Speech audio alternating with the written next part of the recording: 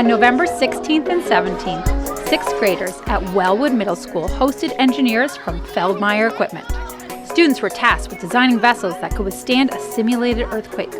We were lucky to have two engineers, Jeanette and Dom, that were up to the task of teaching and challenging our students to bring their designs to the next level. All right, hold up. So, how did this all begin? Last spring, a collaboration began between Feldmeier and FM schools to bring engineering to the students. Feldmeier opened their doors and welcomed me in. They asked, how can we help? What can we do to excite kids about engineering? Looking around their facility, the wheels started turning and a collaboration began. Over the next couple of months, we designed a hands-on engineering challenge for FM sixth graders to test their engineering skills, knowledge of seismic design, and creativity. Seismic design is an integral part of the Feldmeier engineers' design process. It all culminated in our design challenge. The challenge was clear: design a tank that could withstand a simulated earthquake using only cups, popsicle sticks, pipe cleaners, and a handful of other materials.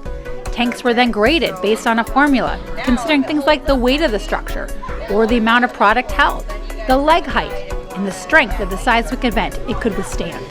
it's sturdy. It was pretty competitive. What surprised you most about our students' designs? I think something that really surprised me was we kind of had an expectation of what things might look like being exposed to what we do here. We thought things were going to look like the things that we designed, and we get out there and I guess not having that type of exposure, they really didn't have the same blinders that we did, and so their designs were completely novel. During the time together, students were exposed to the iterative process of engineering and were able to refine and improve their designs.